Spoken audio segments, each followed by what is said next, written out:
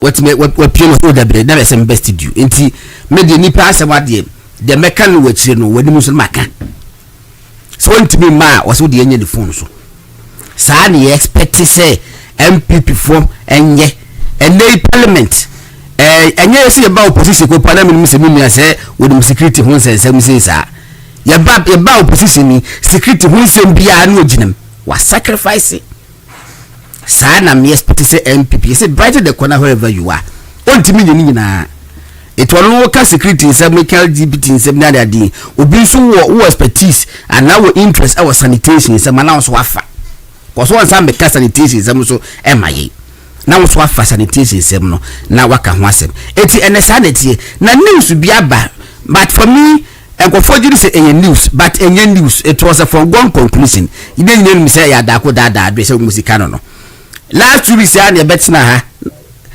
mene wisdom edem gumashimo mining engineer and the tran yesimu almost ma bie bibie fe tender say gold fields no that my gold fields ya open tender ade ye bie ni tender be 10 days billions of cedis and na ye dia ba say engineers and planners almost score 93%.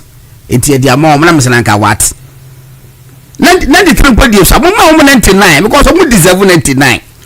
Number say A4 sheet say A4 sheet so low my ministry be gas will pay tender will be a tender I'm here supply A4 sheet. How many days ni be now gold by 10 days yes it 93 yet. I'm not going to said they did that just to satisfy the boost keke. Abu, my job, my papa, but so Mike.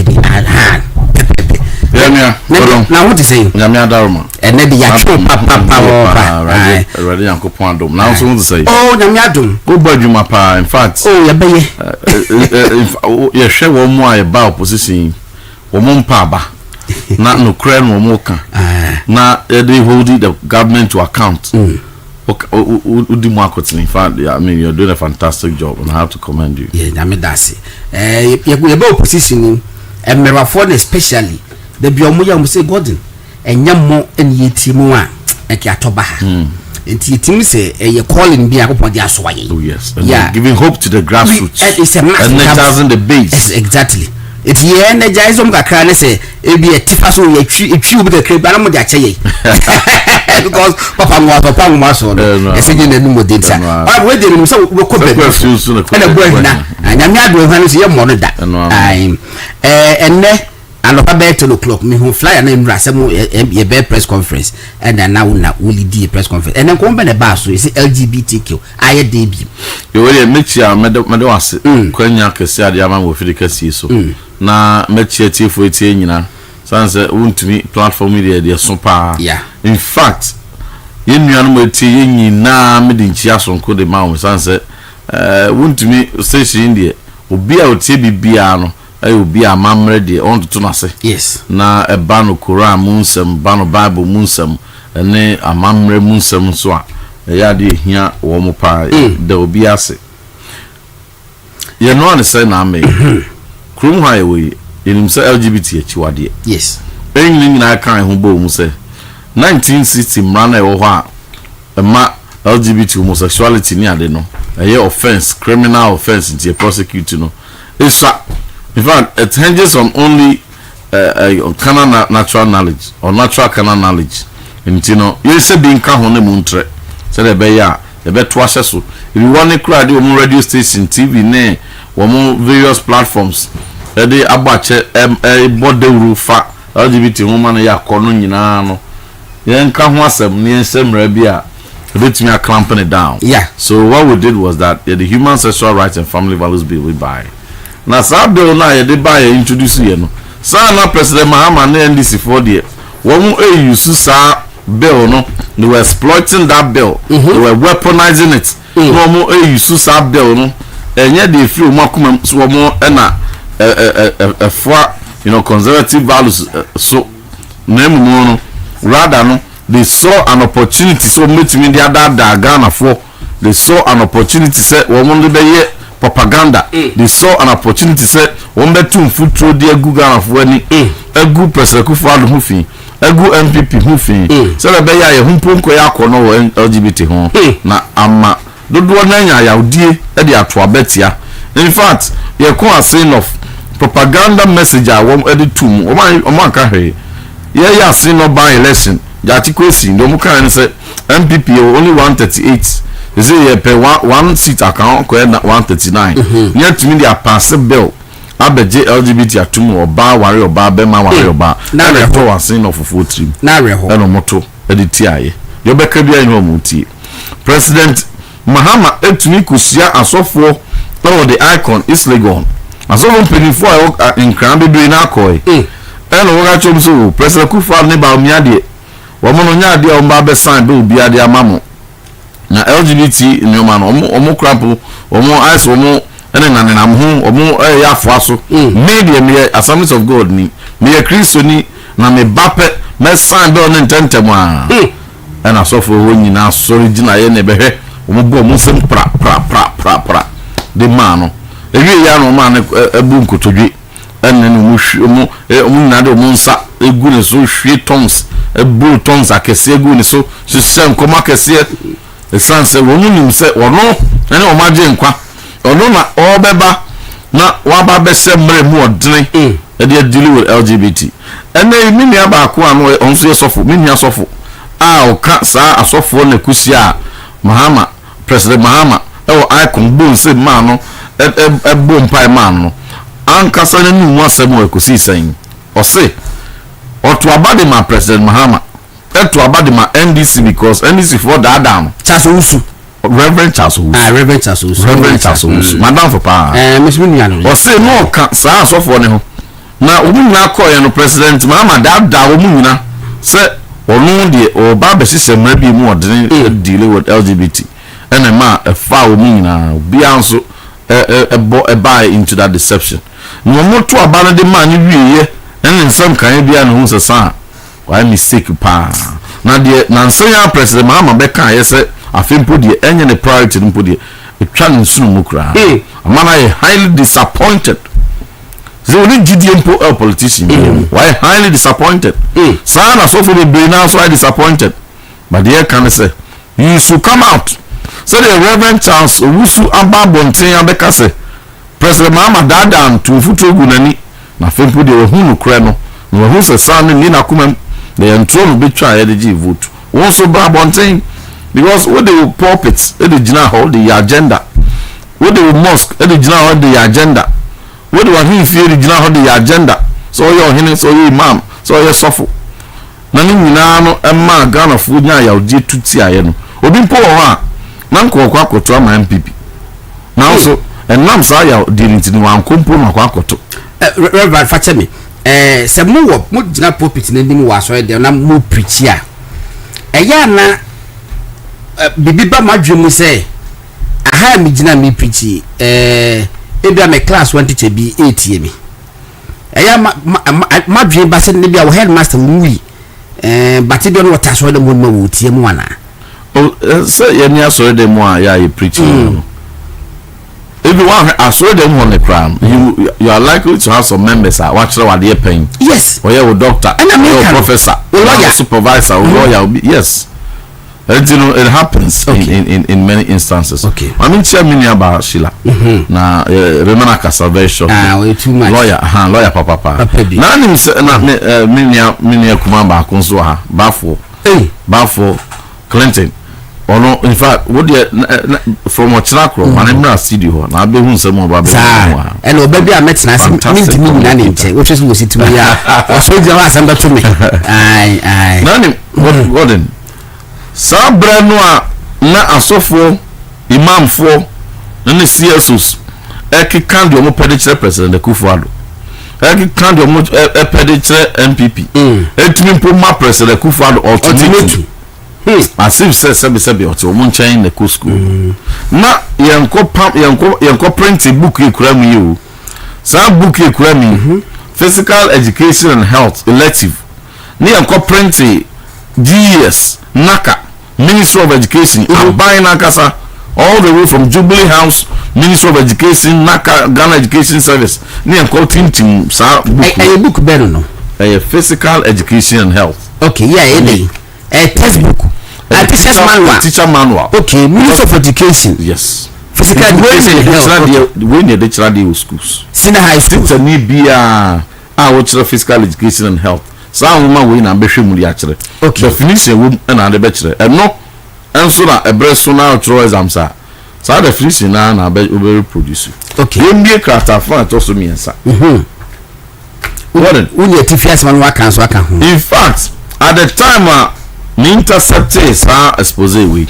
The best moon said President Mahama and then the Ministry of Education in Naka and the Ghana Education Service and the LGBT akwaku so many ko me boa no correct area okay now we dey be the man one kasa me dey me kokan e be say my bomb save na America okay na kind definition so just miensa definition 1 2 any gender identity we dey kind no at the common terms na wa no terms na wa sex sexuality and any gender identity okay we are siremu chere tiefo na say politics ni ya we NDC ni na wuti na say me dey chere oba na say bibia ya okia so we sofo we imam we control your hine na wuti na say president mama ebe dada o say ono no oba be semrade ayeyere LGBT no atu ase na so ono ne mpenso to meeting team sakrata we di koma a teacher for dey chere nkola na wi a na say team for jo kasa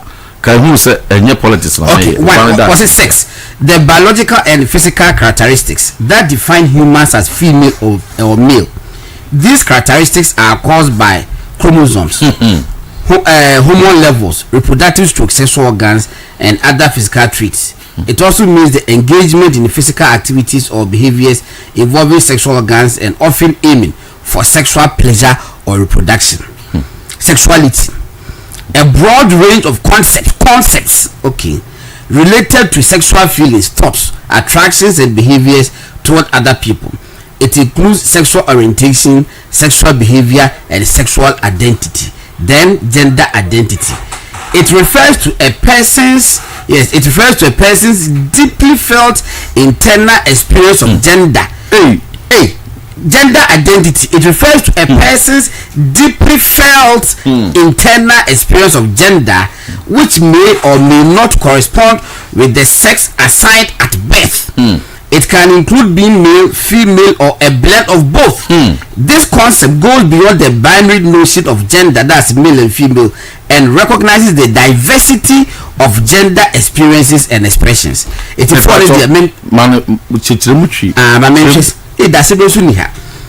it refers to a person's deeply felt internal experience. Was it gender identity near say obetima your bar and I'll bet my bema to say the one now so whole man now to me just said the it refers to a person's deeply felt internal experience of gender which may or may not correspond to the sex assigned at birth.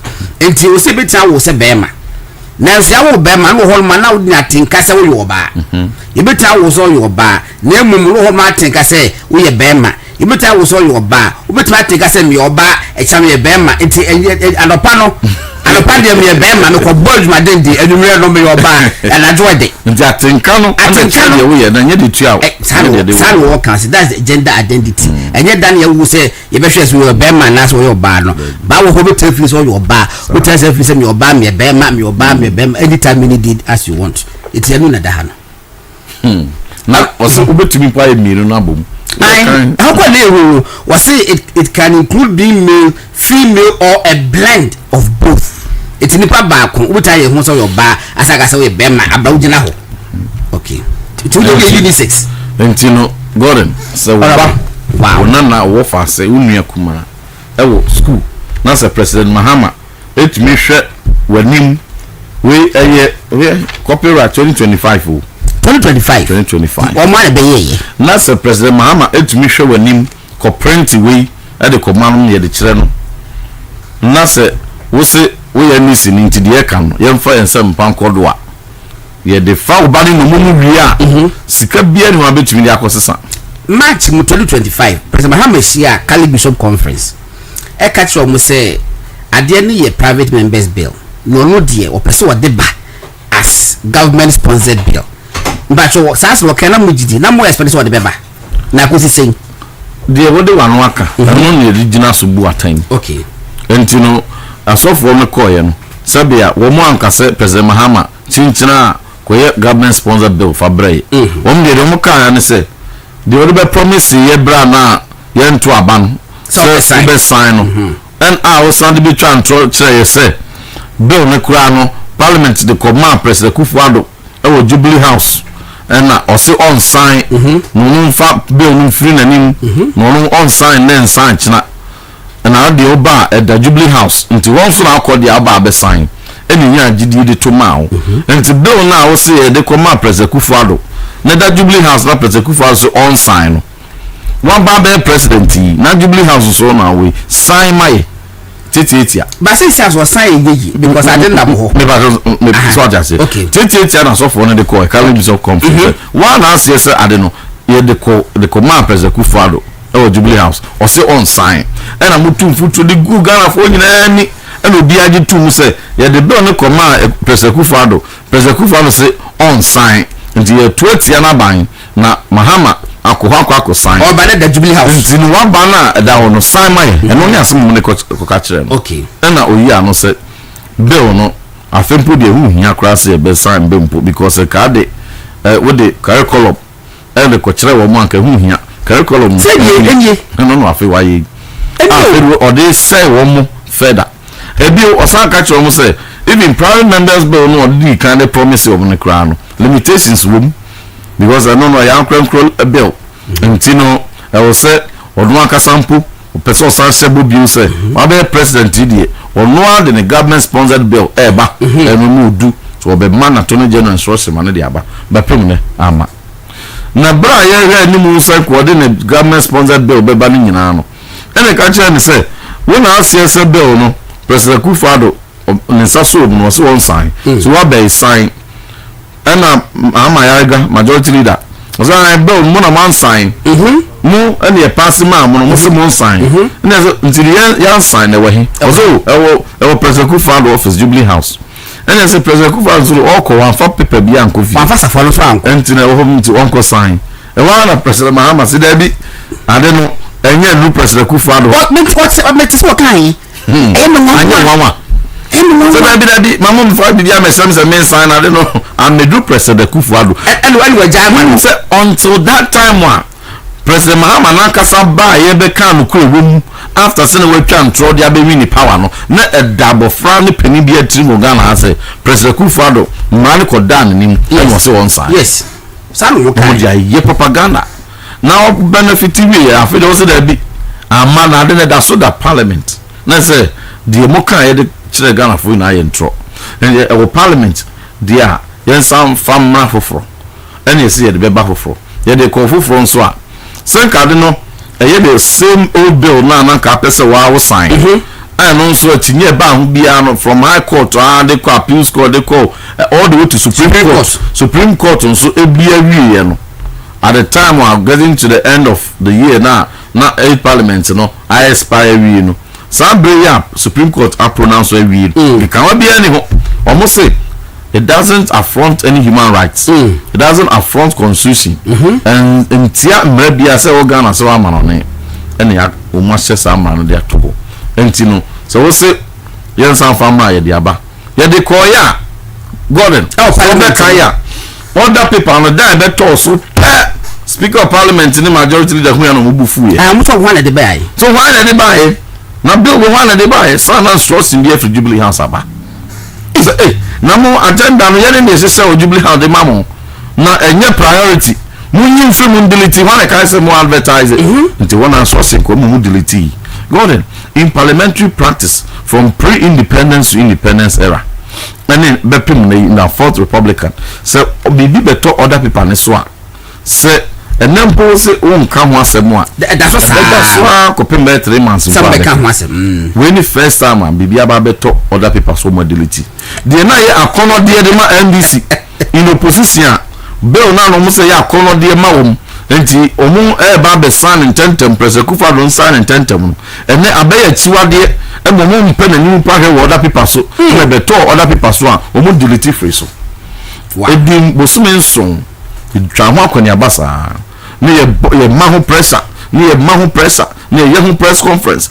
answer wo mo ma kwan e dia ma beto other paper ne so e beto other paper ne so wi ya e mo refer the ma constitutional legal committee a so ne eno no ba be meeting afrese ntim fojo woni wonu ya no ma mo sponsor bill no mo mra ni hu abobo a afi na me sabe e ba be kan it was like a stage ben internet so our first reading now mo refer the ma committee yentin ho asem bi se ne NNDC for say wo mo ba betro letter of invitation they ma main team for jo ne other sponsors no say mo ma emesiaye na yenye consideration of the bill afi na me saba okay it's ye no ba ye no government at the bills biaba ama ma pass of parliament now revise a good board bill by one day now up to 2 a.m. and they pass it out. There are many bills, security and intelligence agencies bill, and it's so many bills within a short time they pass the amount.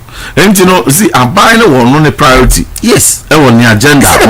He's been truthful with that. No be on the LGBT teacher manual.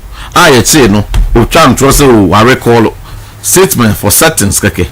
And media statement busy we recall for a teacher for physical education and that's all say back one page in one be year film and that's all moon change and that's all moon when they charge say a mistake say come umbe pam director general of naka say I don't want you adwuma not now on one approve one for the Spanish basa bi ba oh say I don't instruction on the man no there's no way a mistake enka nas naka yen sakeno gs yen sakeno but a deliberate into instruction if you through and is a was sacked and also be you to Lincoln University for a Castle Man Award or Colombia no Castle Man Award Becca Bay 2 days almost and I'm say sa seven at that parliament in Tino or my or moon for award and when let it be a Lincoln for cancer Gordon when will let it be a Lincoln University across say Mampeni Mahama LGBT bill at the parliament in T.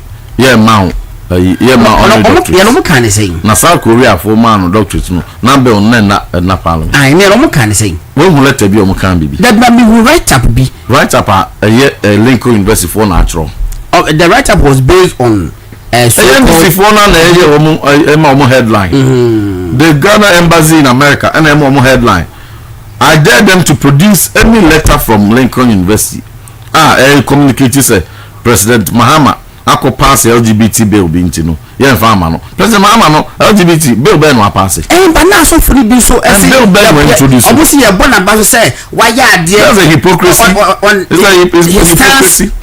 hypocrisy at a time when president and then the ministers and then the director general and appointees ne naka no Ghana Education Service and these are wicked definitions we our Bible mu ewo Quran ewo amamrem e dey asem at a time wa godin at a time wa a man tie miru free South Africa aba be fefi o ma no ewo national security zones a cameras bobo ho na wo mo e kan se obi a wo so ho be emprenan e video twitwa mfoni se wa ye ge bia biem brana ya ma independence biem na ye dey when Black Star Square independent arc Kwame Nkrumah Mausoleum baby your mind sunsun kese yese ye de independent sunsun ni try from aseye ebe ye nyina wiye obi anka hwe ankyere wom at the time on wiye NDC aban eko United Nations Human Rights Council eko to LGBT aba omudwane ye absent free hu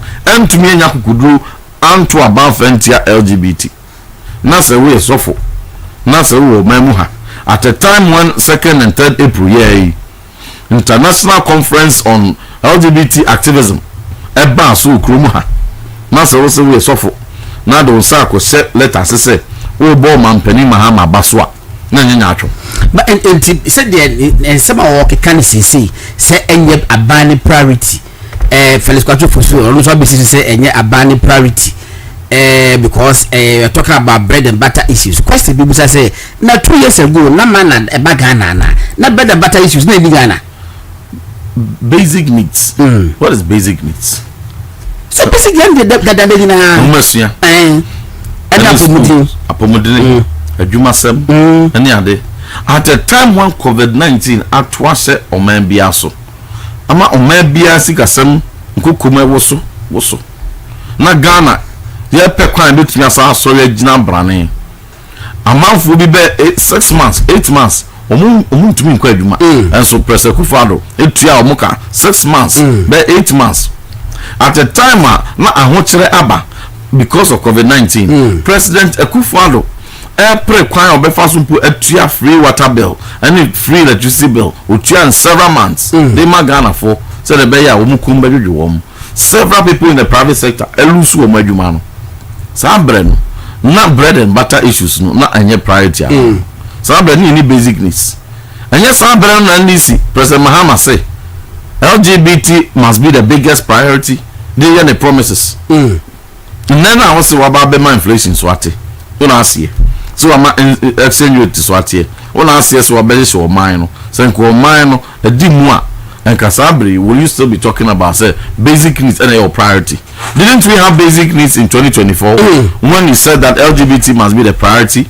Didn't we have basic needs in this country? A brother will say Ghana for book say we be sign LGBT from 2024 bepimne then asesa e wo memu ha and won't know all of a sudden you know abuano say any pana ni sumko yini so ani sonko wada da Ghana for adwom vote awi ni de wo se enye wahia asem me kai President Mahama say 93% of the population Afro-Barometer survey CDD Ghana ayeye no omo say Ghana ha 93% of the population say we NDC ni we MPP ni aye chiwade we kremoni we Christo ni we traditionalist o LGBT chiwade kese amodin kese na say amodi enra amodi it will never change the Esro Mampeni say he should realign his priorities one setting the priorities he now me try and throw fan vote now we na fi say oba be fa the trust and ye jao ye dey mu bi ye best said ye kan ye in 2017 August na me hold my first press conference on LGBT sabrene wa bem abra na me deputy minister for education ma ban e also me press conferences several times on LGBT. First time I'm consistent on it. The same fire, the same steam, the same zeal. Pepper me this start the same thing. And the President Mahama, yeah, man, me that Ghana for. Sam George way. Yeah, and you be a friend one. So what are you parliament? So on the number. So that's all room what did you friend cry one for. Nah, and your friend, man, the obey. What did? Yeah, can I say? Pressure, President Mahama, be my pressure. Yeah, here's somebody. So you NDC now so be my President Mahama pressure never him we suffer now the preach the TI and Dr. Babumia ye kremoni ye ma kremoni media so ye ma Christo ni na e ba be say LGBT ma the preach the indoctrinate the ye bibia agenda na the mod set ye na ma wi ma ukọ Senegal Dr. President Dasiru Faye kremoni. And so 2026 yeah, was same madden on LGBT. Jail term no 10 years. Ghana ya di ekura na ya egusu ayekan 3 years. 10 years. 10 years. And the Kremoni na most monpe Kremoni president wo Ghana ham. Mo Assemblies of God Christo ni no na oba be semra no. Ono ba ya o se enye ne priority we year free table ni so. Na Kremoni na ono be year president Senegal na de. Ono tumi agina ne na so. Nti say we wa asese mre mu odene Kristo ni na wo so we sofo we de we bia wo ye campaign de man no ono ba ya abetintim sakra tade ama de say wo mu ono no say LGBT enye priority bi we and nti start double standards ni hypocrisy no say we sofo na mfo aso de pia bontina kasa me no I gave them the benefit of the doubt all this while because from the time President Mahama can say enye priority no na me hwe ni mu say within a certain time no kombe ba be kan bibi na twan me some more the benefit of the doubt sambre ya press conference e bibi nsem bebre mu de agu ho obi anso e won the benefit so video no hu ya wa bachira hu ba in the sambre Christian Council of Ghana GPCC and all the ecumenical bodies and the chief imam office and imams and coalition and all the stakeholders and they are himful and will be bia sorry it can be the MPP will be sorry the year demonstration the tia MPP no some prayer nipa no mo campaign man no and they mo promise no in the as recent last week ya mo throw letters miensa from Christian Council of Ghana, from Assemblies of God, and from Catholic Bishop Conference. Mo throw the board na baso no or say I hear bill then na mo kan dia kire no sasa mo esi o President Kufado mpenso a enka oye na besi ha senka President Kufado etintim krata bi sei e de kwakire ye school for dia enka oye ne all hell will break loose senka President Kufado etumi gina ba bi tumi nya kokudo hwa asofo Ghana fo nanim ani mam fo anim ka kire o mo say LGBT enye priority enka nsema besi ha ka demonstration akoso entino yesre ye mpeni fast of war yemma nokre enye nokre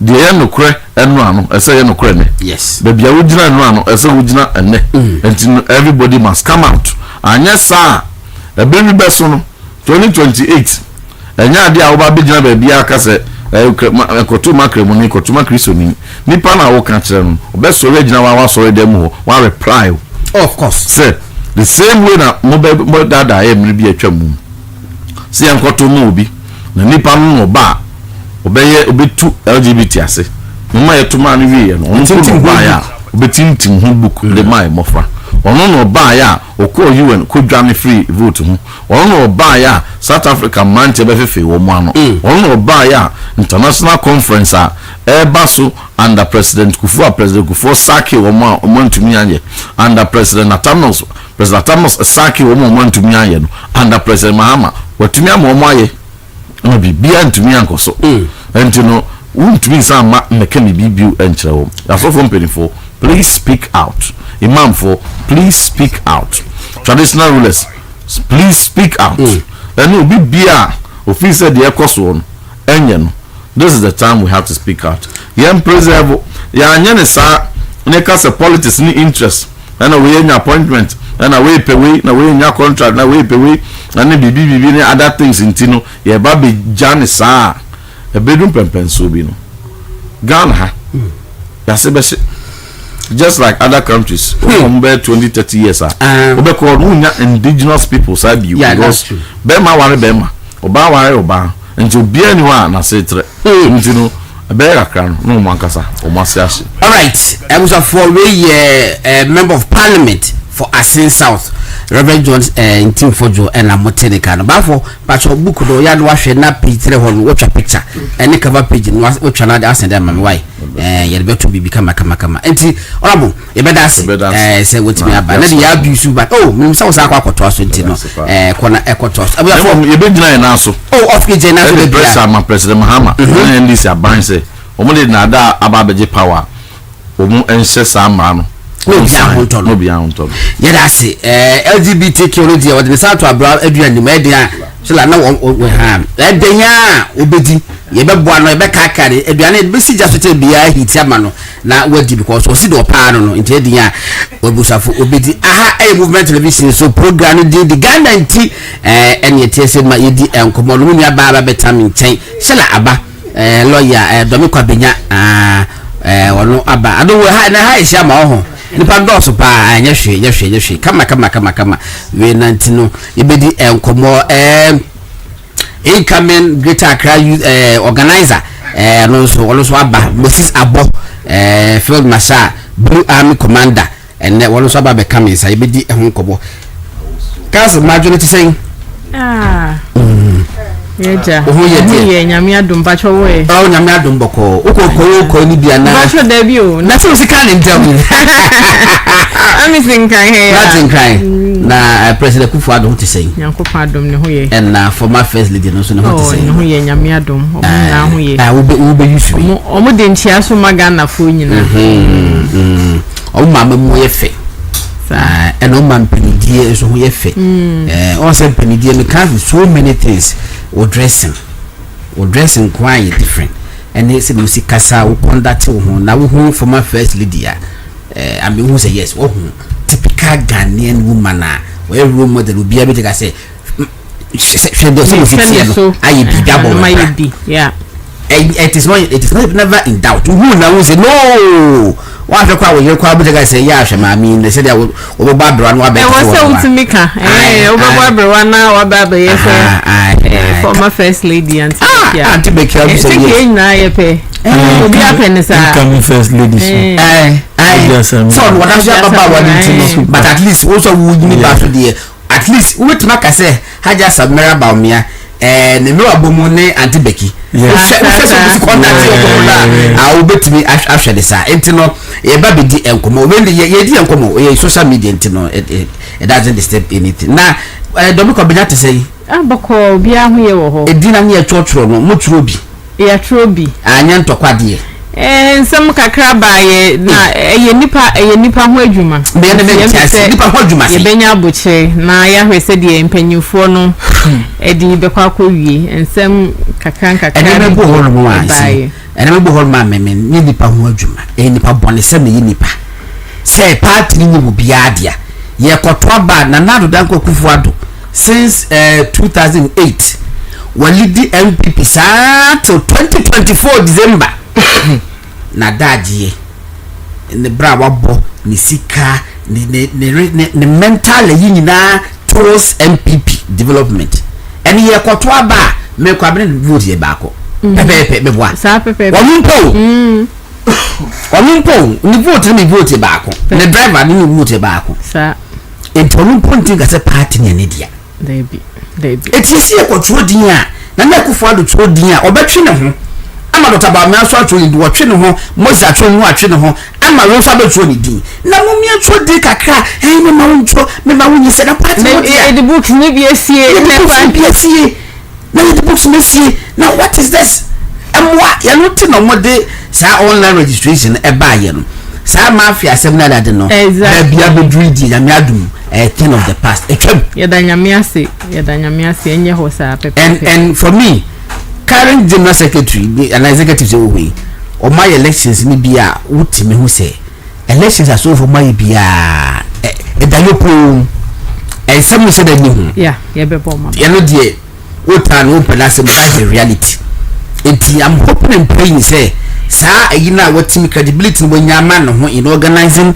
elections no yam one na entwa so sa ono point mi nye so de beba no ni ye die chi ye di so kama mafia asem die o bi ball mafia ndis 40 wo twen bo mi enko bo mafia sala me da se emisa asem no nyina no waka no internal la yi ne die wo se ye hwe na ye di ne matutu ye na bibia ye kama se de wu kanu mafia nsem ne hu hia na yankopon enche ya de se bibia ye digital eja ye papa ba o mi abebie digital kwan ya che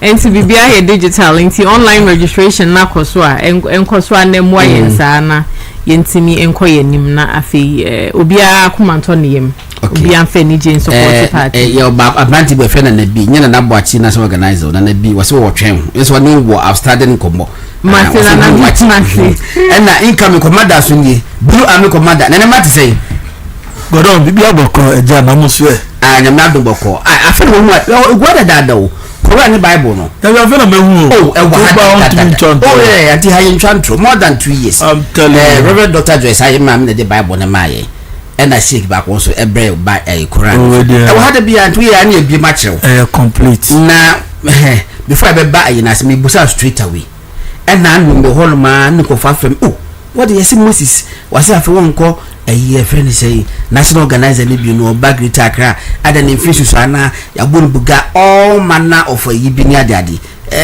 hit or miss ada na was abachi ada kodo bidasi edi kan mamintia obia otie big platform and one kasa iduma pa uyedima MPP which I know very well sir enimbe fe di amount ami godo eyampa na yenyine nim say I am one person partner interest and adebia wo makuma yeah na me by regional organizer based on a lot of engagement and advice any region for nkomo be brain me die although there's no doubt say the national contest na me kono we research and I'm still leading. Okay. And at that time, a lot of people were disappointed. Yeah. Because I am the only person among all of us visiting most of the regions, and I'm here most of the underground. I started this campaign a year ago. It will do far, but they bring a raising concerns. They bring. I'm not against my national contest. Okay. But they see some kind of energy be and zero be more. They feel say we lost Greater Accra. Seriously. Me but before I bet to us on obi who fly and was what it no person confirm me but based on flying match or no hono and was say ono di o tea and the agent no confirmation because one ya oba be national organizer and with a special focus on Greater Accra. Yeah, M1 party no because still there's a Greater Accra and week Accra will never be brave.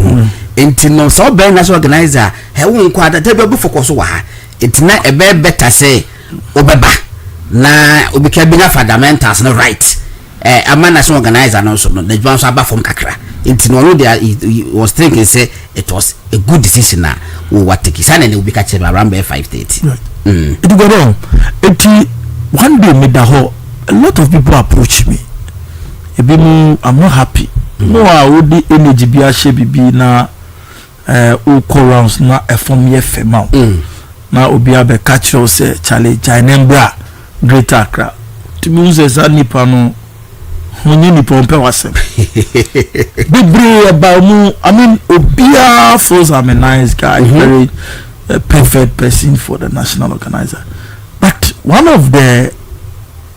person be frame me and na catch him say look on my yes some research be and I'm say one Accra and a vote no two trap be our Accra 3 see it me at the energy a good Greater Accra na ye jumantin here but me will be the next president of the republic inshallah and I won't want to be a national organizer with the party be co-position it's better I'm a regional organizer from 5 met my raise seat ni their through I'm a team mobilize party very well and to me nyina me down during one day na nyame me kasa say you have a tax in Greater Accra I want you to come to go and execute the tax enti kodo me ko me penny for mo do ebi mo me dim komo ana penny for no frame me na mo tena no mo ka jam say me nko dwen but you are not saying say menjai national na member region but dwen hu de enko for akachro am say me nwen me do party no you lose power me no na hear that works ni obi adwane obi abechi ni bia ya de ne back because of the system no wasn't strong the organization any strong original into amanyama bebre ye no mo bia amfa ye nansi for manka I'm sure that some of our party members omo waji enkomu ko jail I'm telling you and with this blue army now me the buy anywhere ye will be bia yet me prevent here godo I think a lot of people are disappointed a lot of people are not happy but I think say it is the party interest first okay say me a Greater Accra regional organizer na me eduma na me deliver Greater Accra na MPP ba power I'll be far better say me a national organizer na wantimi and deliver power however when you are national organizer can we say wantimi chire the regional organizer and the obey so one original there the man advice of our but we need to get all the streets all the ghettos the constituency the armies to ginger the region so that people will see say the feeling is there I want to announce this is the first time me kasa will radio since I take this decision me announce to be say it's say you na ye do party no ni na ye pese ba o mi anya president the decision me far away it is for the interest of the party na ebimu nam no mo ka say cabal bi system bi and I force you say me see from number 2 bi but let's be honest to ourselves, do we really have an organizer? Meba adeba kwesi di pa so ti ase de say organization interest will be big ya but to be na mpanifo so baby a omutimi hwa aka se aha wo fa dem wa fa benkum omaye bida enti so omutimi tufu sa na wo hwe na wo say honest afutuo ya omuni prejudices be against you ba wo jige se no be bo na wo fa eye it is in the interest of the party. Nobody force any baby they were even advised from taking ministerial positions and then they could way say munko say we say this into about the way be the honkomo mama ko lawyer shila hol mu bi na yikodi e honkomo say wo ko fa say waba sape to ma kwa ya what shall mu dada ma chia LGBTQ say mu wo hom say obeka no kakra na say Moses die ya was oba greater Accra et say dey na person the certificate basically I started with the LGBTQ na ya ba me bra Moses dey so me say yen na ye okrom ha say dey na reverend e chemu no and then DC President Mahama gidi na then na say koye omo kansem na mane koye se bia MPP for ne President Akufo-Addo adwemboni bi wo mu chi say wo mo pese ye pese ye promote LGBTQ and the fine ko si hi but na de na yehu say Ghana fo nyina yehu say ensema no mo ka no na enye nokre na wo mu nyo ma adwen kra say wo mo be ye hu bibia eye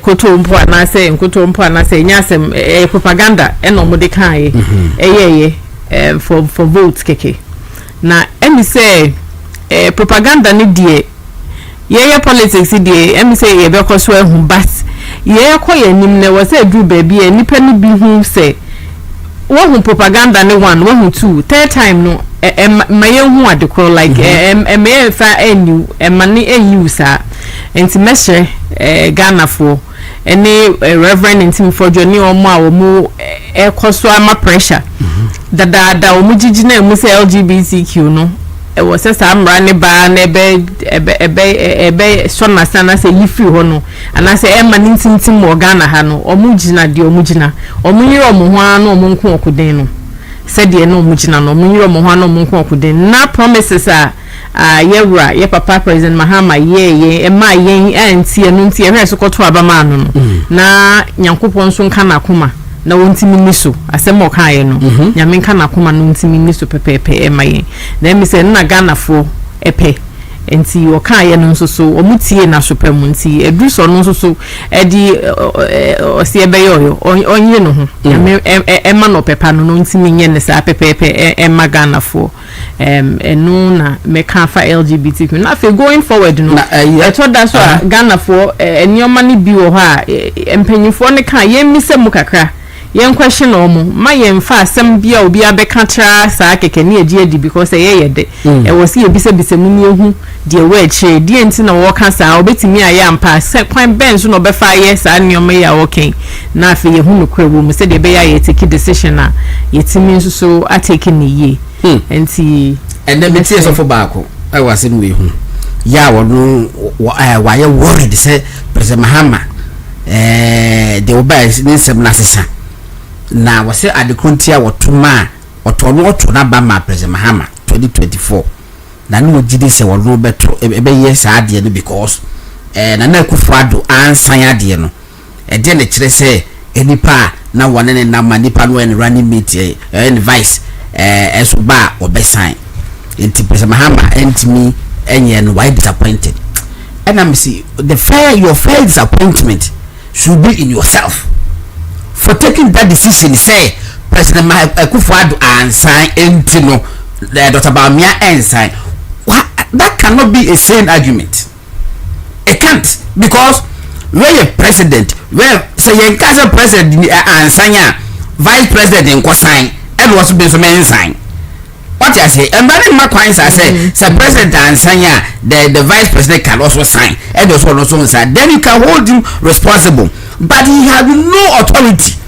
And with different person, one also can say, one also deal with tia, no support us again. So how can you tell me say, it means honestly no, we are this me.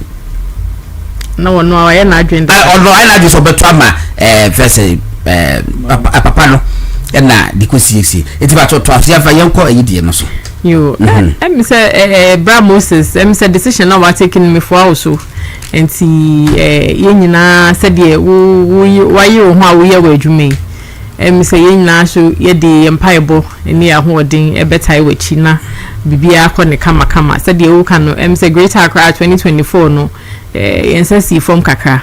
And see, was say, yet me peja na ye jumading, na de seats nibu honoma traditionally ne ye bibinti ena akobanesa nti saa bibi krono ye wogidie se wo ba obetimi ayama na asesa bibi krono efri honum na yasan agigi ye seats bi me afa ye ntoma pa fra wo Greater Accra hanti say welcome news messages are being no I think say a good feedback for Moses. I must say a good decision for Moses to come to Greater Accra. When he told us that he was going to contest national, I was a bit worried, but you know politicians, I couldn't tell him to his face. Now that he's come back, I'm so happy. We will campaign for him. And we say okay, we say one more chichi for no so for the pabe tenant say ya che omo no enye Moses and kase Moses into the Moses e no no kure and me myself can testify to that. Just say obedru ho no afrem say and I just say two ko be friend. Oh, what do ya so me say ya che no na my friend general secretary so na mkwan so but my friend we live in no ya na so do anu atum ti bit ba friend bia my friend. I remember na wa mo pe bi che omo no pokrasi se Obama mo yes Obama ye chi se Obama mo na o modem that day no so mo ye so mo yo mane bo mo yi ana se de bi sa ye no eti na police for Ghana nyina free police headquarters akwa gu yi no hwan de wo holo mo ba ma wo bi ye mpini ye nko fo bi so akwa gu yi yase yachi MPP for guma dey say nya wo mo be kwa ko hwe no no musu gu aye na sibi na Moses aye want mo ha man wo frɛ bi e do to fo nya me hwe TV so Moses ba ku no dina ho bi na me hwe e ha me frɛ general secretary me frɛ no so ni was no wo so na bibi nti no so comment ya and was I did so mo yes to no so go free and was so frɛ in fact that was the first time general secretary catch me say wa frɛ asumesi say one can na mo ko police headquarters na mo nkɔhwɛ na mo mesme mfɛ nipa korɔ no na isa de no anu ayedin enti ye na obi te se Moses anu wa dedicate no ho e man tem ba wa na ye do wachum nyina obi elu won ma wonim no me nya so ni mo wonim mo me nya sio obi elu wonim no e so no ya yira ono oba no why what the hospital Moses say the Yirimpono no obiane okoye say one na and see dedication loyalty to the party no e bi no intermediate nyagopon and na ye waduma kan akoma say prasi and I think say the any feedback never a very very positive for you say there should be some fire in Greater Accra. Say I don't sparkle of Greater Accra a better trickle down to other places. Sani binumu first say omujidie no etie. It was for TV so you try kakra but that's why near social media Facebook and the YouTube nti no e bia mo na ma miss kakra but ye de wase no miss to aso kwai godo nti mesre say especially brochifo they are worried, they are not happy cause eba minimpa cause eba especially man penny for no because se bibi sia na abisa se Moses wine kodo me no kasa there is a young lady be a friend Priscilla and you out of town you too kwan lady be a chino ya remind no obi anka ho asem This what is girl na sem. Movie dey be na. Girl be our movie say president. One bo. And on a prime kind. O chini na dey girl no court. Sir. Ya remind me 2 weeks. Na sem dey say. Yes na sem dey say. Odo me dey whether na sem dey all can. Or see president. One kase John Dramani Mahama. And we wie ye no. Na matia de no. That means that serious. Now was it president no and akotwempa won yiri and na so no ehu se ni kunu twempa no won so akotwempa ni bi and president no ebu afuo ni wahu and say this say blackmailing and what the videos there that no it really we are opesa wo sha obo YouTube ni din ebo production house ni din say it kwale I said, a movie. Oh, okay. Just go to the mommy. Oh, promote mommy. Come on, yes. Okay. Who is that lady? On TikTok. I think she's in your constituency. Oh, okay. The mommy, a former serial caller. She can't even see. Oh. And Yachino. They have money there. Me call me free off by. Me free off by me call lady no. I mean, sometimes yeah. Other cantonment. Na me have much na me kokoto. You see, these are all the young girl with energy. Now, no matter how, sometimes God, yes, so you're content creator, maybe yes, content. TikTok. You see, fairly for me, yes, me I will not support idea, but we no nya idea. And then I encourage agufado. Obi timi kase kra se owu onye say. Oh, kura no fado mano kuma na do maye wade kuma na do maye wo se wo man no me de jama so mesre look me the kind of organization na me de beba create Accra this ebia and this for no plot me if me de my life better I'm a MPP a really great Accra a winning 2028 I'll do it. The name Moses Abo, and by mistake, is ordained by God. And I'm going to do different things in Greater Accra. All what I'm saying is I need the support of the Greater Accra. The Blue Army will be all over in the region. You touch one, you touch all. Within 3 months, go down. I'm telling you, say NDC for and to there's no corner okokoye bibia only who no less than 5,000 on the street under my watch demonstration upon demonstrations ebeba because almost na your right so we can't voice is that the ultimate fire how do you put it you need to swear pastors name Debbie look at what is going. It is me coming to Greater Accra is a calling, and calling is a special duty. And I'm baby. Now what's why you youth organizer? My youth organizer. The one youth organizer need to say when the regional executives, the delegates near that of course also man on Potwabe. Now relationship between one and say I am the only person regional. No vibe no bia me frau no be bia o free ba obi apẹ myself even time na me kwako sick me kwako rescue I was central na nkofo bom mafia ama me amba back na mafia to aban we nya apart from that I should have go and do my work okay what I say I should have go and because general secretary ka say obi anko ye netuma because party ye na ni party no but we dey twem. But when I was the regional youth organizer, under my watch, Kodon, in TESCOM elections, universities election, your friend is TESCOM election, your SRC, under my watch, who you wanna, I'll be call election, na NDC and one of the things that made that to me so, and to show all the institutions in Greater Accra always we are like 90%, 85%. I feel the jigui.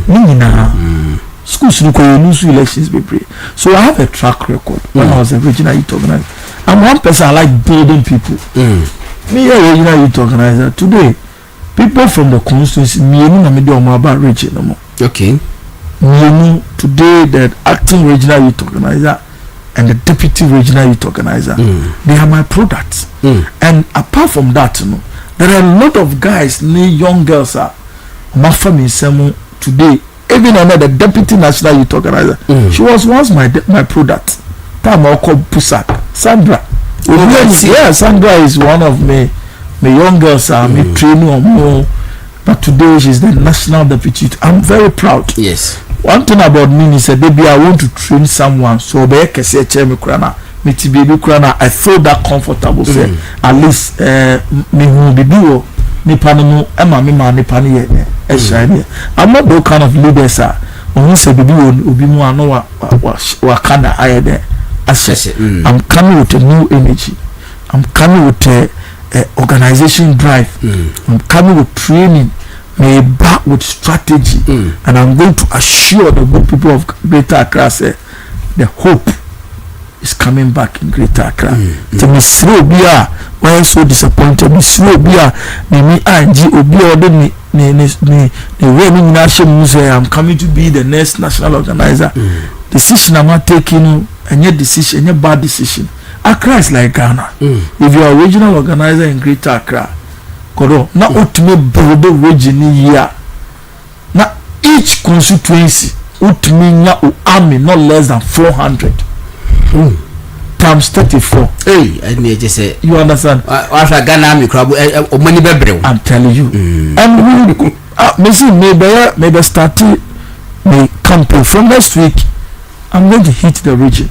Okay. Maybe a journey baba gidi. I will start registering the Blue Army. Okay. And Blue Army, me baba register, you be formed, but before you be a member now, you need a constituency executive to be your guarantor. And son, you're right. Because we need to know who is going to be the member of the Blue Army. And with this, we are safe ahead 2028 election. Inshallah. All right, Musafo. Enti Moses Abo, we contested for Greater Accra, Greater Accra organizer. Started on every bus we call national, but penifon nedin komo one so that dream when we say no, I was say charity begins. And no, you feed you we are that bino. Now what is I wanting to one hour saying. So that in your so dear, but if you said yeah, yaw.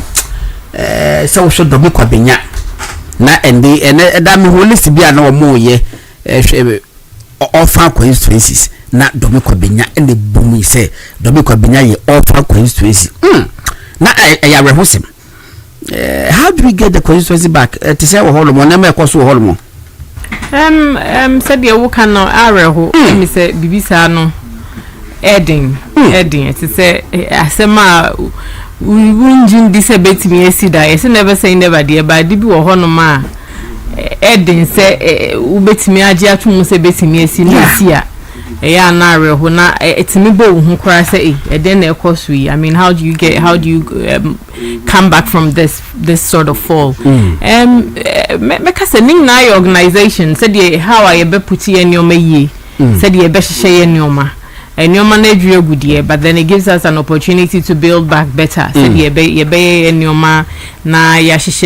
think say right now, right at this moment from the polling station elections, said polling station reorganization all the way up no. We need to get it right. There was here who said no. Na yama peri your aye juma. I think that is most important. Said obia di ni ahomekane ododada na ewo ho no etimi aye party adwuma na ya san age ya seat ni biom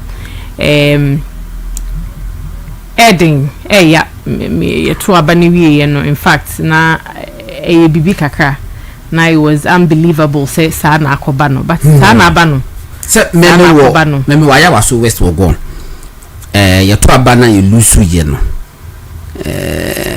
me ye autopsy kakra on my own and yeah Professor Makuku committee di ni bia me on my own me wow dear God I miss me dear no na me hu ne ma be 5 bia ekuti aye na sa ne ma be 5 no me hu more than 6 months ahead. But yes, me anya ho hwe benim say Dobi Kwabenya wa contested that contested primaries no never say never. Menim me yin ko fosi musa say lawyer golo kama obesa baby mana e ko fosi bi musa mo se da atrase ahwe de din komo.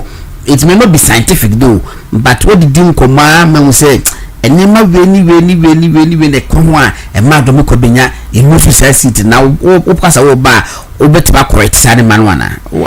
I think say obekaya I think that one of the key things is that we have to organize the party properly on the ground. Yes. It was organization and so make us right from now registration no it was a year who members because Dobi Kwabenya the MPP stronghold.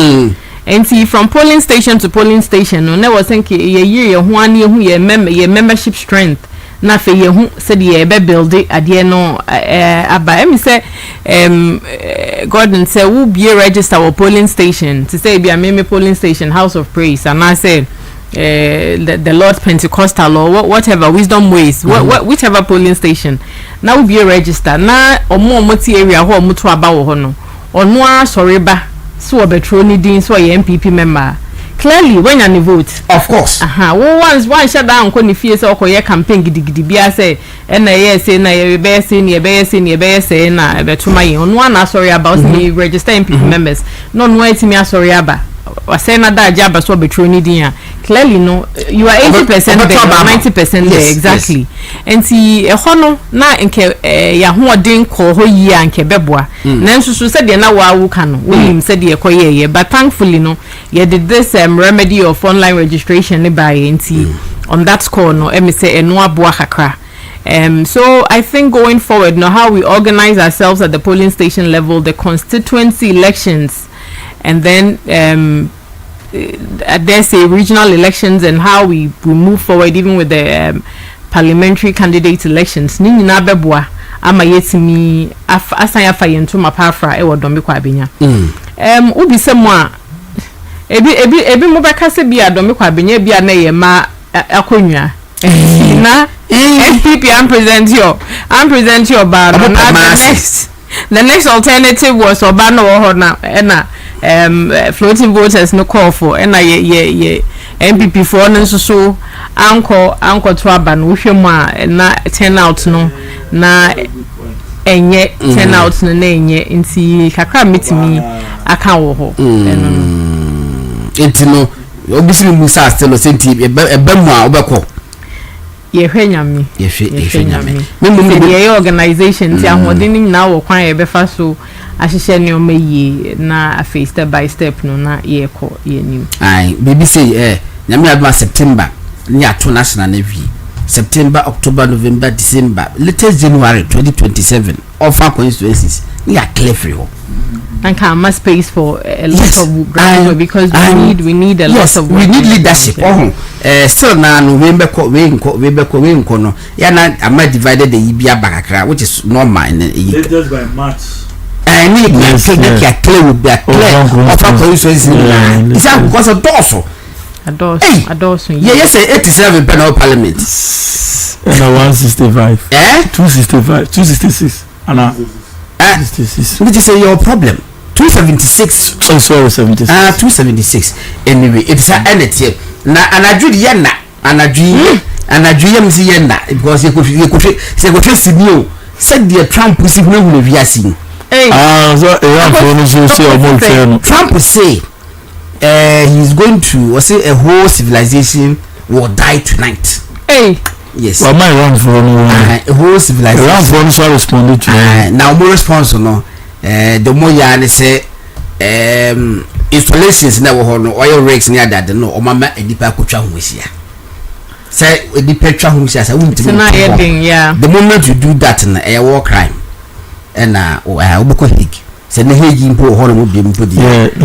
America mako hegi ne bida. And America. Let me say you war ibai me de kaka metimi aka ne say God no omunya abochire. Yenya abochire na ewiase kakra na yo. Obi a parties nya o yenya abochire ne hwe. How do America for color skills omo pilot. Na surprise. Me so be actually on Facebook say NDC for ati Iran US Iran war response team ewo Ghana ha NDC for ATB and sikaka bi ado ma comment but ewo mo se akesifo mienu kun yen ketwa ne bebre na ye bebre ye ne e ba kura bra ye bre so mo se akwan wa enti se bibi so ma Ghana de kan fa ye ho no ma ye so asem na nya no kre na and se mi ko to for bi hu se diesel no year and that's almost 18 cedis 17 point something super 14 point something in 9 say you know pay you better say my police enya buche always ocean strategy it's not up on fun with what is going on what done content creator steady okobe bia I say odenkrofo dia grow no waka bibi na nkrofo asre on a celebrity as of phone we kwana one who am say the hobby yes into what we are doing idea don't share what is going on now on your up on the tax cra to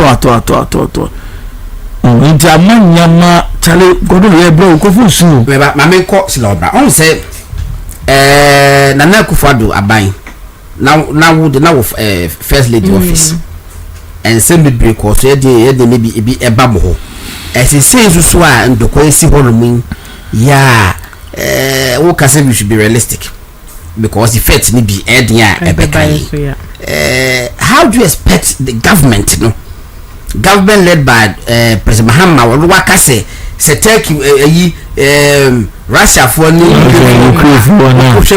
Ukraine to Ghana over 9,000 kilometers na fire ho ben and then I may it between Israel and then Iran over 1,300 kilometers and so omutimi tutu ma bomb lokoto and then almost say omututu no Israel maximum 12 minutes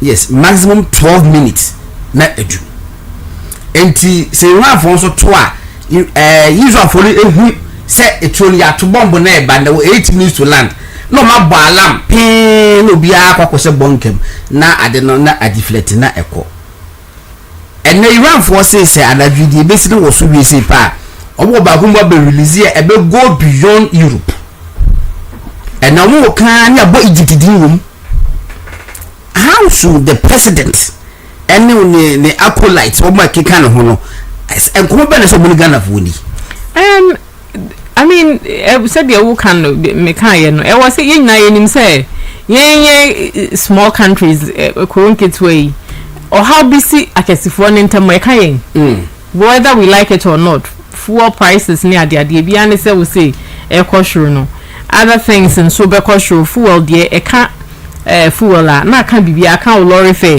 a cow dika, Adriana, would to be a vacancy at 2 petrol munti or no so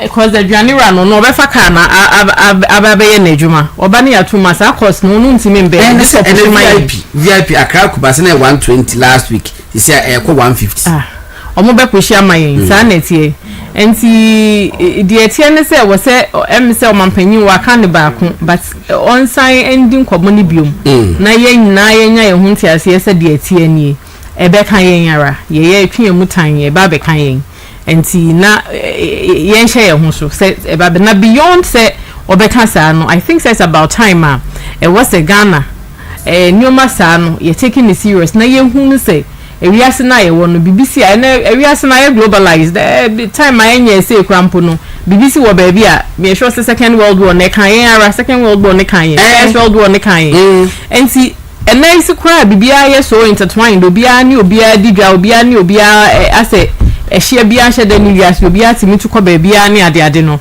ebe kan yen nti yenya santi ase no na yen susu yen hye ye ni o meyie yen organize ye ho ye economy ye man ye a lot more resilient than what it is said ye be ya ansem no esia at least yen ye ho kakra no ye betimi ahwe ye ho so ebe kan ye de na so enka wo kesi bia sa too much sa say yetimi ehwe mu ehye ye ni o meyie nti kakra meka ne say let's just face the reality say the ekoso no ye bompa ye senya me beka akesefo ye akoma na obi anya buche na yenye ne boko NDC for yes book be by do na jiri say NDC for and training e no ejapade na before book no krampo na sabi je fit me press conference na now woni wasi we na kufu adubu so ni we okinofrata ni ani we na we die ni na we adwuma wo ye ni we office we say ene me no ka say Diamond Goldfields ye bie tender ama omo say omo ko market ye no market screen no omo ko my goodness omo ko ma white for no wonya 93% kama it we win we the first EMP engineers and planners na me sure na me say pa de engineered and planned for baba.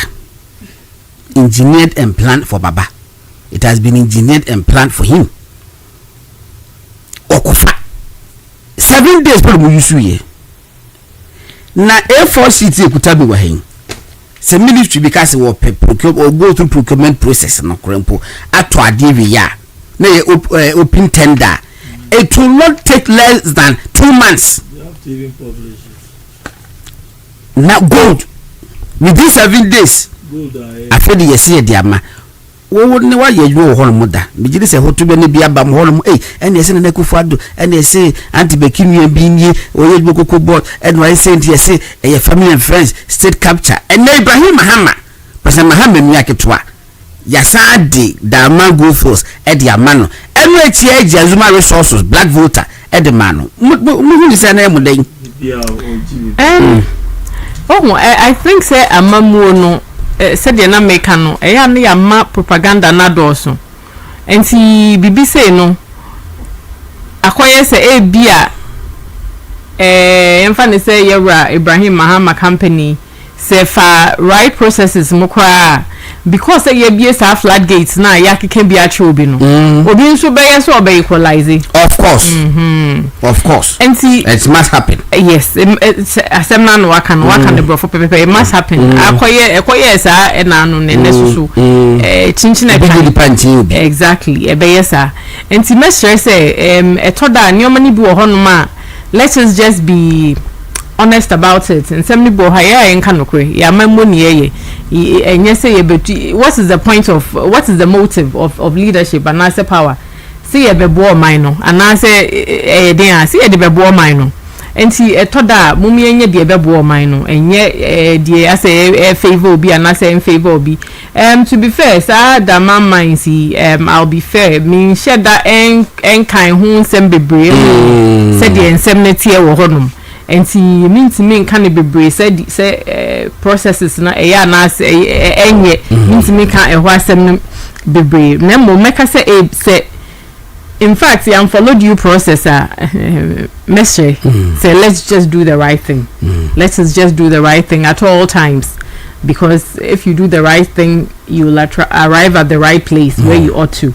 Na and some who here no so ni etimi etwitwa so kakra na ye nyina yetimi akoye nim na mom se de wo kan no se e bi o mo de 7 days na ye sa na tia 7 days na documentation ni nyina ni emese ya na wa mama hwe na mama hwe na ya ba Saturday ho wo yi krat na fi de hwe Saturday me ninji na we zom gumache betina ha ye go through ni everything yes amo bi ahwe na tender document no makan kakra ba ko a me ni boss am si akrono die krono hwe me ekotoko ni family press case of estate capture family and friends mines na wo holo Goldfields for echo omota ma so 30 years aso ya momo 1 year krampo ya 1 year ne bend I think 16th of this month what be open tender requirement ni say wo betimi abebedibi ama mines na aya wo dia wo say we ye mine support service we proven track record. Okay. That is complete illegal. It doesn't happen like that. Me pabucho coach bi abo ni bobo coach be ni bobo enipa bebre to ba fede aka so fo ko jane dia wa ba border. There's a form of strategy to prevent other. Enti some person Ghana for na e own ya. You see, to own the concession. A capital intensive way. Enti bet make say Ghana for enipa be mi se bita form consortium. Na omo aba be man say omo na ye lease holders, omo na ye omo dia or lease owners omo dia. Afrenu makofa enkonfo wo expertise no. Enti no obet nipa be mi se bita ka bono mato. Then they will go for EMP, engineers and planners. We are a wholly Ghanaian owned company. Say, or man be this. Mining woman my bear 5 points be or man may we should man may we. But the moment I will be say, I just say mining Ghanaian owned company and mining company. Yeah, why a juma for some years be nice wash it. With elimination by rough tactics. Come and build the contract. I said to say back. Brother, and me, I fear for him. Because today there will be a change of government. With the kind of Nyama Mudian, you will. Enti dia wo horo no sisi na da man go fields EMP dia even before omo be tender no krobo no na EMP di machines akogu mines why do you open the ama start change di na maja 30 BP ba enti onim say why do you come and tender adan ko da do formality say say ya hihye adwuma hihye ai untimi nya BBC kura the process of money efa we are watching. Ghana for. But it's important say I can win. And say at all times there was a follow due process. You try adding or mine na yebu ye pay your ya. At all times na follow due process. Na ye man your masuso ye my information inflow. Na your man ye clear na ye plain. Na fairness kakra ye best champagne for fairness kakra and take it place. Said ye be and some say no about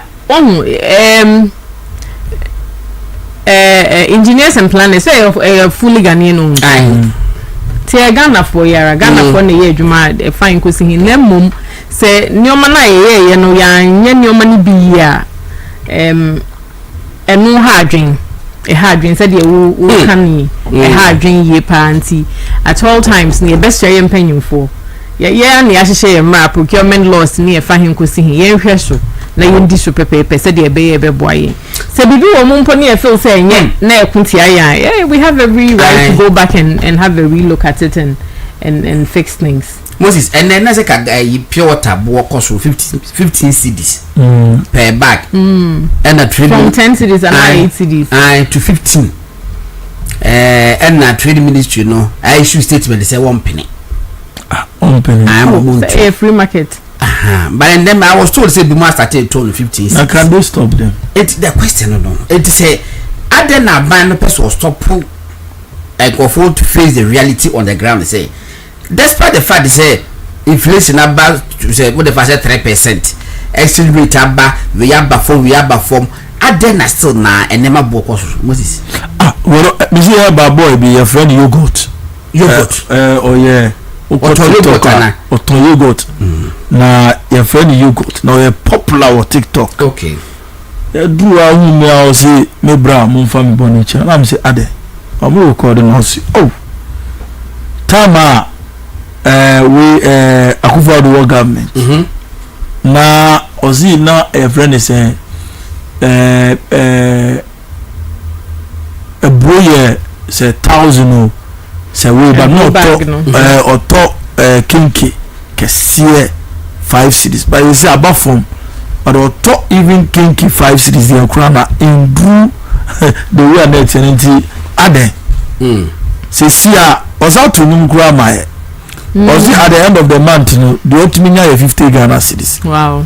Ono so enjoy kakra okojare at 3 cities na okotena bibu num kakra ade no de betu fie okojare also go jare 3 cities say swimming pool na that be shower say ja yo bati what they say the area no okay so who say nye ni pe nyina na wo adwaye e washroom facilities ebi wo ha na bi ote no oni adwaye oni sabi toilet facilities so ko be e ko tua na wa nyama bo de auto data sesia data ne die credit sesia me ti ase data ne die anu odin me ti ase see they see twekolo me do one in bet 150 Ghana and your data they me to sa 399 no first at me take me 6 months 9 months so see they buy 1 month and no post no check yes mistake bi ababa bi ana to 50 last go am visa bi settings ni nya and am the phone ko e say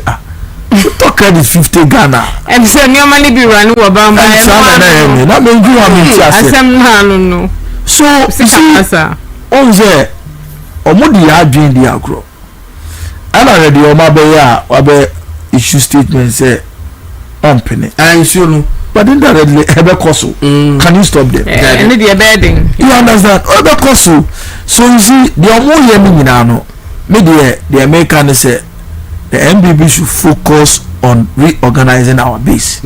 That is the most important. Let's ignore them. Yeah, I think our MPs are doing well. They are doing the cocoa issues. Me, from where I sit, there's a lot of organization as a young focus. And yes, sir, yeah, the argument you make is not the as a young koye. Because God many kasa greater Accra. One of adia edda menim se nyame adoma me be original organizer man say our assembly system is collapsed. Out of NBC ekita 314 assembly members. NPB kita 11 assembly members. Yes. Now your problem is leadership in you. And most of the electoral areas, you know. So I was once upon a time an assembly member. Yes. 3 consecutive times. Baby, I would and you know. Oko baby and MPP. 3. NDC 1. At the end of the day, 2 abani we are. You best split your vote. NDC be from NPP for me and no more contest an electoral area. Now NDC are presenting one candidate. Oh, so they win. They win the election. And the Afro-Greater Accra there. Oko Madina 15-0. Na MPP 8 and 9 na NDC say 15-0. Oko Crow 0-0. Most of the constituencies no NDC na jini na free sem. Don't come na me lead omo. But I doubt say am name say I think we are around 3 no more. I think was central 5 or more 7.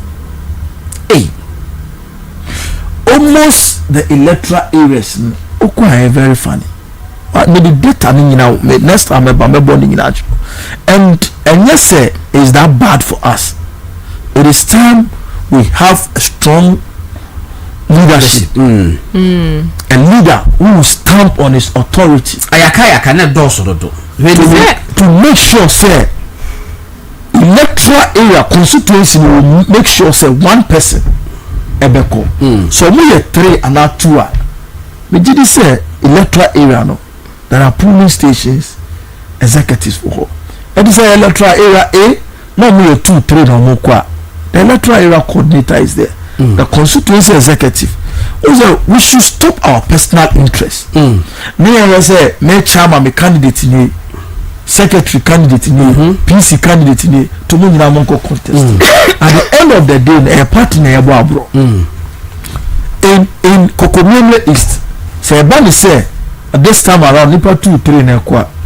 For where I sit, we sure say at that time I'm the original organizer. These are another thing I made to across the constituency, and it's going to be part of my campaign message. Okay. Because in 2015, 2012, Okara, time I election we are the my NDC for.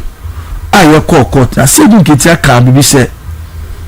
Would they won the election because they have majority assembly members? And to the and we went at the end of the day with BS. So in 2015, we had 70% in Greater Accra, and though we are at that time no, we formed a group called GAM, Greater Accra Assembly Members for Change, and we went all over the constituency with the region and we won. It's a bit me a winning 2028 election. We shouldn't joke with the assembly concept. Okay. Yeah, the basic sample with them. We shouldn't joke with the assembly concept, which I am going to be strict on it. Send me Adam, na Greater Accra for Emma be your next regional organizer. Ultimate form a stronger. Kodo, we win this election. Still, NDC doesn't have a candidate 2028. Yeah. So party reorganization they are started said the kekanye na nyame adon for me call ye beto abanwa sam ma said the abamu kwani qualification say wunye research officer say say we kuta qualification and then say secretary so so kuta qualification so it runs through sa kusi what does it really tell you? For me it tells me say party no who said they may be ankoye and as ye ko ye mu de was it mimia and na eye aha but one so I work for no so to aba no omu choose leaders ya na de na say no mutim say mabusuani ni do bi dem mega bi adi and as do bitima bo ma party na aba aba mu ma ho ayako no ho ne focus on na ya na te say nukure nyame ni nsama wa kan ni na feature obi sheni a obepese obe promote na busheni no obi I feel say when bi a obe ma me bi adi a obe try say obe push no any de keka ho and na face so I can say well given all these things, all these parameters, all these features and I say reasons no still no I was here the obetimi abo ma party na ba mu because opposition apart from the fact say ye pese party ba power keke no MPP wa ben mu a ye the transformational policies never NHIS, free SHS, you betimi account school feeding, any de keka ho. You need power, san your man you ntimi nye. And then free SHS na aye bibi kakra. Aye bibi kakra. Parents no was so much and your money bi ni ade. Enti hard dream. Na face so nyoma said ye ti he kan nyoma nkiti e koso na say individual freedoms kra obi promote sin bi yes ya che because I say o kan say metia first family na e bi onu so eja adwuma o ye no na adwuma ni ho youth unemployment or a content creator or adwuma o ye na yi kaka no de ahwe ne how far ye and you say asema wo kan no kan si a wo kan ma na ye yi se de be ya obi ba ko hwese asini ne de ka ho enti mesre say no in all decisions I see a take decision ye reorganization decisions are ye taking in no ye share the bigger picture of bringing the party to power say yan hwe ho no na ye ka say individual interest ne de be wo ho because e be den Gordon say we ko election na metimi ato aba ma opa na mesimi nto ma me koto amobi we ye minimo enti me kan say minim say de wutie no minim me hu enti mesimi kwaka say o Gordon de minim no ti meto ama na so mesi amoka bia no ye but minim sa enti those things definitely count but mu hwe mu pa na me hu say bia enya dia nipa ya mepe no obetimi aboa ma the bigger picture na the purpose na ye pese ya achieve no yensa kan e wo say yetimi hwe yetimi di advice ye hu na political party ni ye for me see ye power enya ne feso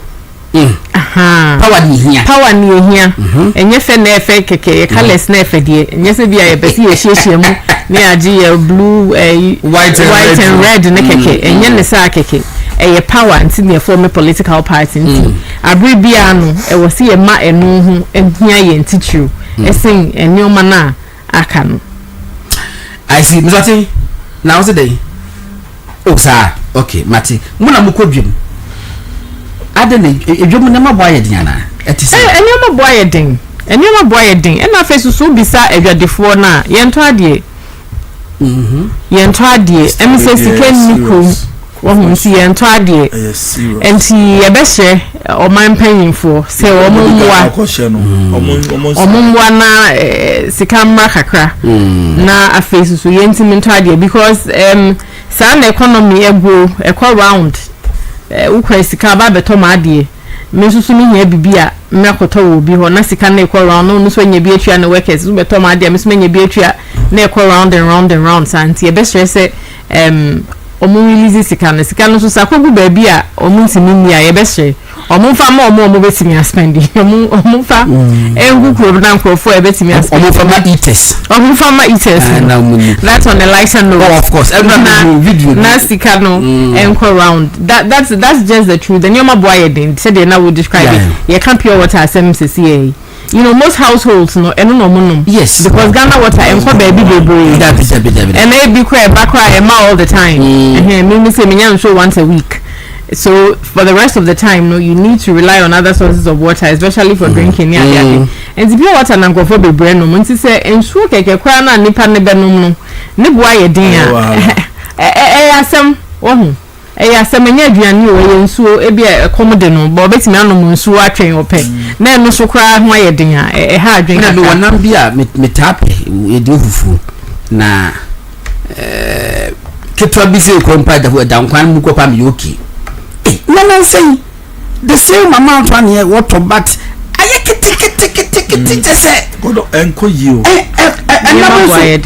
na ma yi bia wulu super ku boy ya den itwa kiti na da fufu so am se na den ne bo aye den ene minim sa ne bo aye den me so my body ne bo aye na la juna me hwe e ma bi omoton bo bayire omo se bayire ni go bi ento brofo osu nti na baby say dey na nkrofo odi but people are still eating and so uncle fat it so in fact me body we put any day heavy do choba wa say here eta ko didi wo na da ma me me kwani di nkoma o se di pa ma ti say first no eti wono mu say economy mu ayedin ama first no then we try the 10 cities no waka che den kwara so mo fa bi nka ho na ekoma ho se nkomo asate den nkofo ni onyame hia yes one ka che me wo say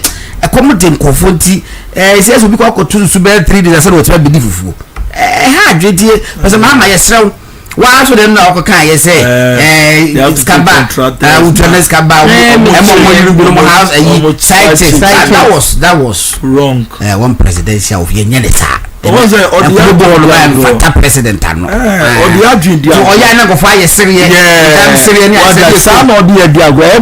issues no di one person beka what I say abranti ko confront wo kwa o so di panic ta black card o so no be for president who did not kona mun so if you say what one no beef why must you say a thing like that maybe and institution no say ADB is state owned. He can't have beef with a private ADB. It will now one party managing director. So what are you saying? Oh, I don't know. Tell me, no, you mean Kahun and Yamia. I wasn't there. But when I was pointing the panel, I think. Correct, no. Yes, sorry, so it's no. Well, I think we can be about research in secretary for. Okay. I think it makes sense because. So we are director of research. It needs a lot of reading and a lot of thinking. Yes. And when you are a secretary, so you are in charge of the administration, either the constituency or the VG. So I think MPP is moving forward. Good. It's not a bad idea. That's why there were positions in the party. There were chairman, there were organizer, there were woman organizer, there were other positions. So maybe I will fit you can go for it. And I think it's not bad. Because qualifications not more kind, you know. Now would be the propaganda.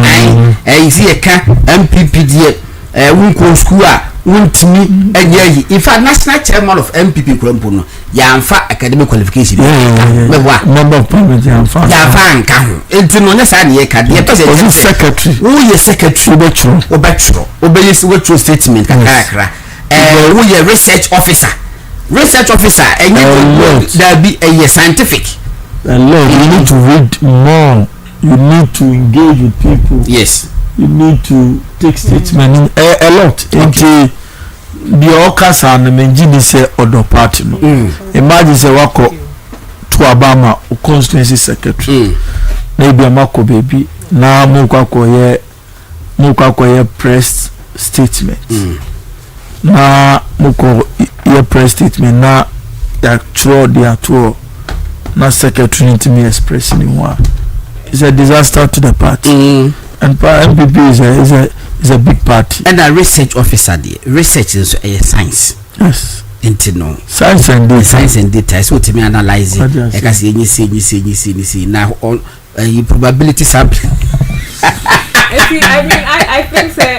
I think say very important here better take things seriously right from the base. Yes. Said Moses no okay garden. You better taking it seriously right from. And you say show up and I be a research officer and me a PhD holder be. But even at the lowest bottom no campaign. Even polling station secretary. And no crown you can't just pick someone to be a polling station. Yes, because this time around go on with the party SAS strength to at the polling station. Because we win elections. Yeah, we win elections or polling station.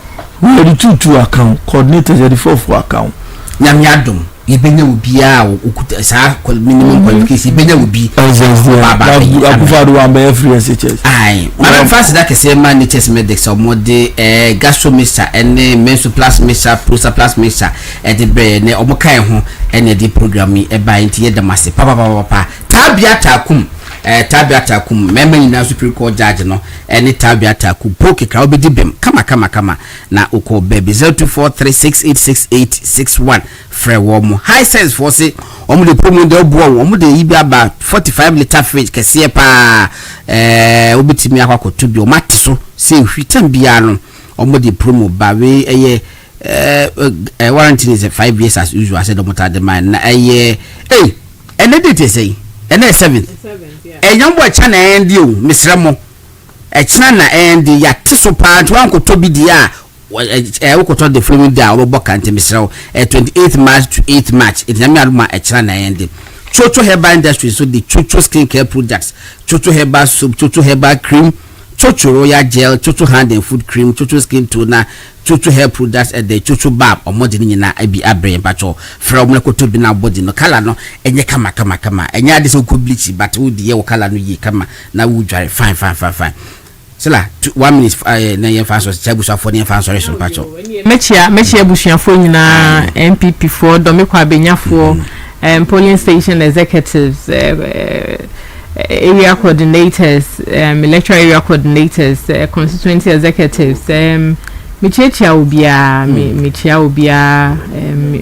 mamunyana ye maame ba ko osi ne ba free mu ya me friend anti mama anti me ne yakọ okafra osi me day obey ne 1 week me ne yakọ pa ti ye best say nyina ye nkoja no na asem na edin timichia obia e wodo me kwa benya yeje oso ye da ase nyame aduma me da be so ye wo 1 week esi bi ko e wo Western North measure details la me da nyame aduma chi na Western North regional organizer ne papa edafom haya no hwe yinti no Moses 1 minute chebusa for ne fa sorry so mezo me church obia me church MPP paibo na ehia say very organize the party one of my strong guy Amisti onoso ni papa Efrimo enko for papa on the 14th next week on May 1 week e wo ko ntimi akwa join nti be man yako le on shede na nyame enenim dioye na machia polling station executives electoral area coordinators constituency executives regional executive national transparent tiktokers social media communicators serial callers mechia chobia se moment na kambum na right choice na yentu aba emma obi a obetimi ayadwuma no ene obi a ontumi yadwuma no me da obi ase yes sir that's it Francis Nyame papa the friend openyi Francis Nyame AK San Francisco Nyame aduma bibie ni Methodist Primary School Park 11th April 2026 Saturday ebeye na yekwakudi ni 1 week yekwakudi ni 1 week Western North Regional Organizer dodo na munya afedi Nyame antini papa na edafo yesi yene ye koja ntini Nyame aduma memenda chema muntimi be ko bi nti of course mo amun se chema de pm se dia na se ne papa no fans